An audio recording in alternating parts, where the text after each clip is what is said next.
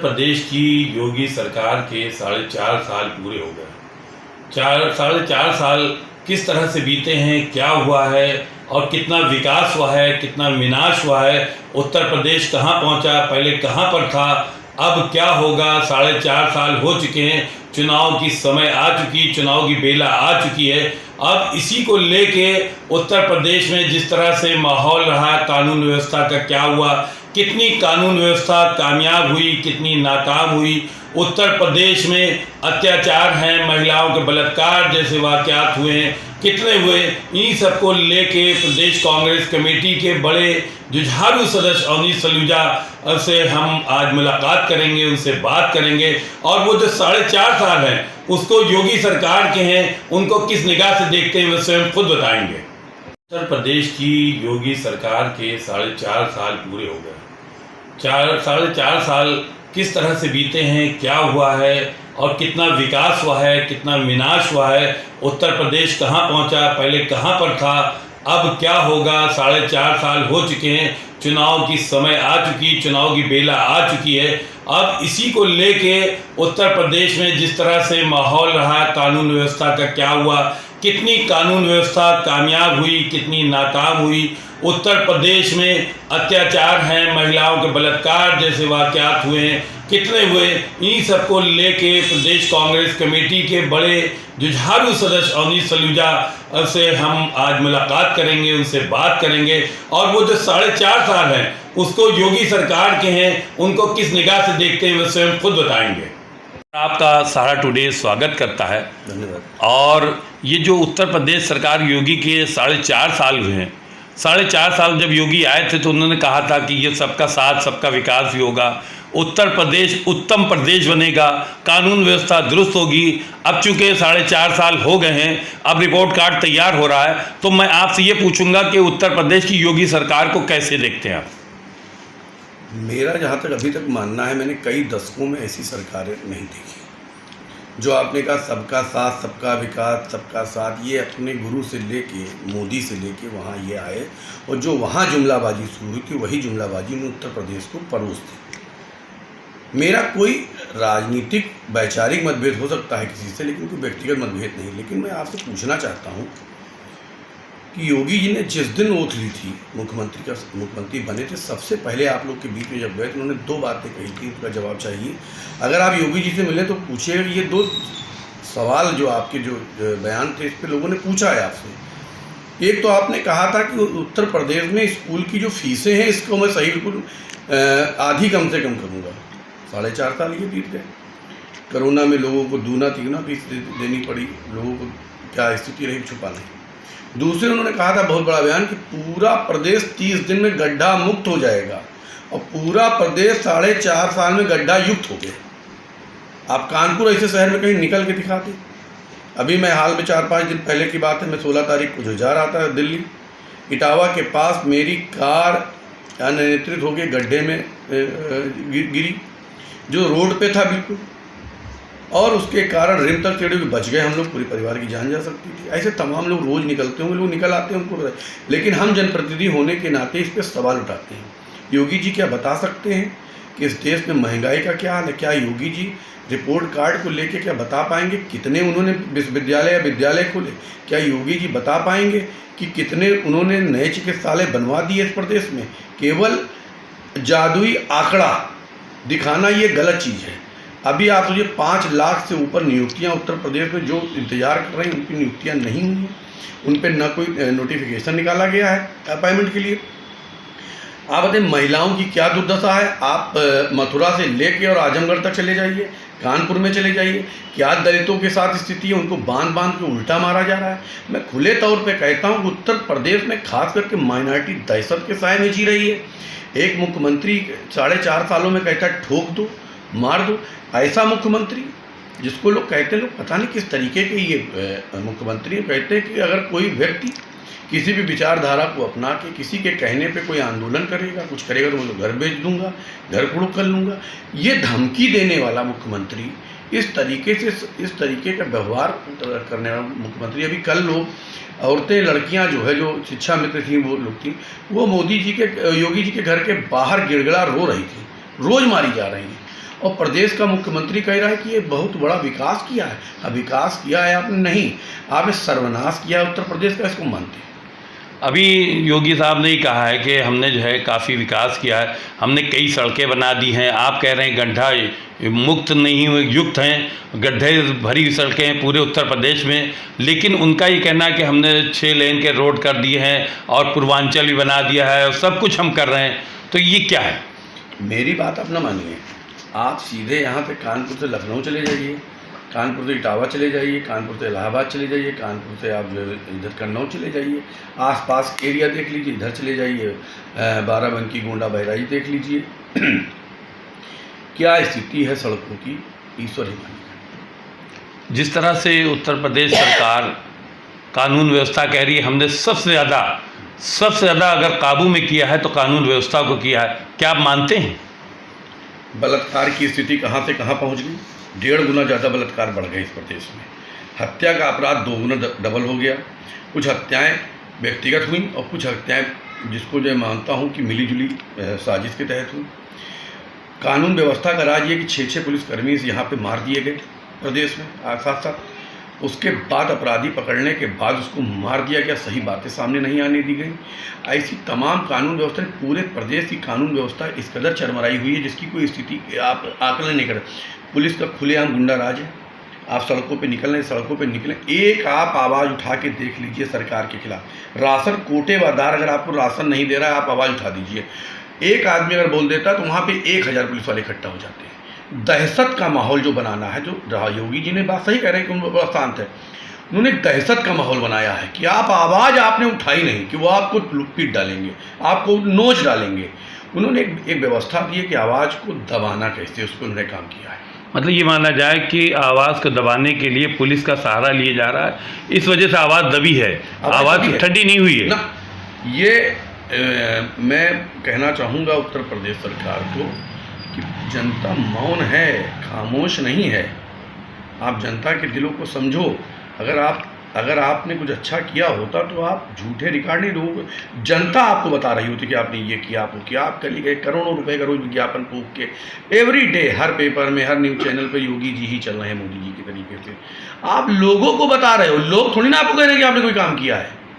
आप किस चीज़ की बात कर रहे हो? इस प्रदेश में कितना महंगा पेट्रोल है, कितना आप जो है टैक्स ले रहे हो राज्य सरकार का टैक्स। इस प्रदेश में कितनी महंगी बिजली, इस पे आप बताओगे? इस प्रदेश में 2.5 सालों से 2 सालों से बंद स्कूल में अभिभावक किस तरीके से जो है वो दे रहे हैं बिजली का बिल और स्कूल की फीस दे रहे हैं। आप देखिए कि जिन व्यापारियों को 1.5 महीने प्रतिष्ठान, दुकान, फैक्ट्रियां बंद रही, उनको कितना बिजली का बिल देना पड़ा है, कितनी लोगों की प्रदेश में नौकरी गई है। आप बताएंगे कि उत्तर प्रदेश में कौन सा आपने रोजगार सृजन किया है, कौन सी फैक्ट्रियां लगी हैं? आपको सबसे बड़ा बताऊं कि 35 सालों में जितनी भी लाइफ सेविंग ड्रग्स हैं, सबसे महंगी यूपी में, जानते क्यों है? लाइफ सेविंग ड्रग्स केवल और केवल गुजरात में बनाई जाती है। आपने यहाँ फैक्ट्री क्यों नहीं लगाई? यहाँ पे आपने व्यवस्था क्यों नहीं की है कि लोगों को सस्ती दवाएं मिलें? तो योगी जी झूठ, फरेब, ये सब चीज़ें एक ऐसी चीज़ है, जनता के पास में पावर तो है, जनता के पास ताकत है वोट की, और 2022 में आपको वोट की ताकत का एहसास भी कराएगी और आपको सत्ता से बाहर भी करेगी। पार्टी के बारे में भी कहा जाता है कि आप एक सक्रिय हैं पार्टी के अंदर और कांग्रेस आप पर बहुत विश्वास करने लगी है। इधर कुछ दिनों से कई जगह आपको डेलीगेशन में भी भेजा गया है। अब ये बताइए कि 2022 है तो जाहिर बात है आप भी एक उम्मीदवार की शक्ल हैं, क्या मानते हैं आप? हम जब आए कानपुर में, जब हमने काम शुरू किया, हमारा उद्देश्य था, जो हमारा कार्यकर्ता गली कूचे गलियों में बैठा है, अलायंस के बाद समाजवादी के जब अलायंस हुआ तो हमारे पार्टी के कार्यकर्ताओं का मनोबल टूटा था। हमने आते ही तुरंत 2017 के चुनाव से ही हमने अपने कार्यकर्ताओं को पकड़ा, उनसे मिले, उनकी हिम्मत बढ़ाई और उनको 5 साल पाल पोस के उनका साथ दे के उनको खड़ा किया कि 2022 के चुनाव में आप योद्धा के रूप में खड़े हो। कांग्रेस से एक गलती हो गई अलायंस के समय, मुझे नहीं लगता कांग्रेस अब दोबारा ऐसी कोई गलती करने जा रही है। और पार्टी का योद्धा जिस तरीके से कानपुर में पूरी ताकत से खड़ा है, आप देखिएगा आने वाले चुनाव में 2022 में जिस तरीके से सपा और भाजपा दोनों कांग्रेस से घबरा रहे हैं, इसके परिणाम बहुत सुखद और बहुत बेहतरीन होंगे।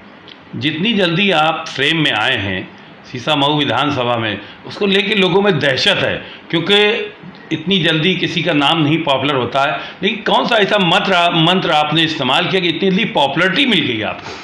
पॉपुलरिटी नहीं मिली लोगों के। एक्चुअल में जो नेता होते थे राजनीतिक जो हैं वो केवल चुनाव के टाइम में आते हैं लोगों के पास। जब चुनाव में मैदान खाली था, जब उनको पानी की ज़रूरत थी, जब एनआरसी में गोलियां चल रही थी, जब जरीना का बलात्कार हुआ, जब जो है बरसातों में नाले भर जाते थे, जब लोगों को बिजली की व्यवस्था खराब थी, तलाक बहन में लोग मर गए बिजली करने, उस समय कोई राजनेता नहीं गया क्योंकि चुनाव नहीं थे। मुझसे भी राजनेताओं ने कहा अरे अभी आप क्यों कर रहे हो, आप तो चुनाव के टाइम चलिए 6 महीना पहले राजनीति की जाएगी, अभी की जनता भूल जाती है।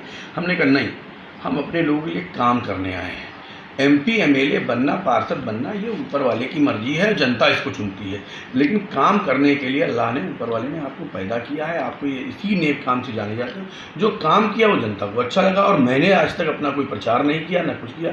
जनता अगर मानती है कि मैं पॉपुलर हूँ, जनता अगर मैं लगती है मैंने कोई अच्छा काम किया है, तो उनका मैं वही कहूँ उनका आशीर्वाद है, और ये आशीर्वाद हमेशा बना रहे। हम कुछ बने या ना बने, लेकिन अपने लोगों के लिए काम करते रहे, यही हमारी प्राथमिकता है। तो आप भी आशा और उम्मीद की किरण जगाए हुए हैं क्या? किस चीज़ के लिए? कहीं आप प्रत्याशी के होने के नाते जिस तरह था चल रहा, संभावित में आपका नाम चल रहा है, ये थोड़ा सा उम्मीदें तो रखे होंगे आप? उम्मीद हमारी कोई नहीं है। हम सीसामऊ विधानसभा में काम कर रहे हैं। सीसामऊ विधानसभा ऐसी है जो मैं मानता हूँ पूरे कानपुर में एक सेंट्रल पॉइंट है राजनीति का, जहाँ पे हिंदू और मुसलमान के रूप में चुनाव लड़ा जाता है। एक व्यक्ति आप देख लीजिए जो मुस्लिम इलाके हैं, खासकर उनने 25 साल में जिन लोगों ने वहाँ पे शासन किया है, उनकी सरकारें नहीं, वहाँ पे इसलिए देखिए मेन बुनियादी सुविधा पानी नहीं है, लोग गंदा पानी पी रहे हैं, गंदगी में मैलों में रह रहे हैं, किसी प्रकार की केवल कोई सीवर लाइनें बह रही हैं, कोई जो व्यक्ति वहाँ पे लगातार जिनके पास ताकत विधायक हैं, एक भी स्कूल का निर्माण नहीं किया है, कोई बच्चा गरीब पढ़ सके। लघु उद्योग ऐसी चीज़ है कि जो आप MP MLA हों या ना हों, अगर आप राजनेता हैं तो अपने बच्चों को प्रेरित कर सकते हैं। अगर छोटी छोटी चीज़ें विधायक ने की होती तो घर घर छोटे छोटे उद्योग लगे होते, उनकी सरकारें थी। ऐसा कोई काम नहीं किया। अभी मैंने लेदर इंडस्ट्री से मिलके उनसे एक ट्रेनिंग कैंप चलाने का है कि कम से कम 1000 बच्चों को आप लेदर के काम के लिए ट्रेन कर दें, जो कहीं भी जाके अपनी रोजी रोटी कमा सकें।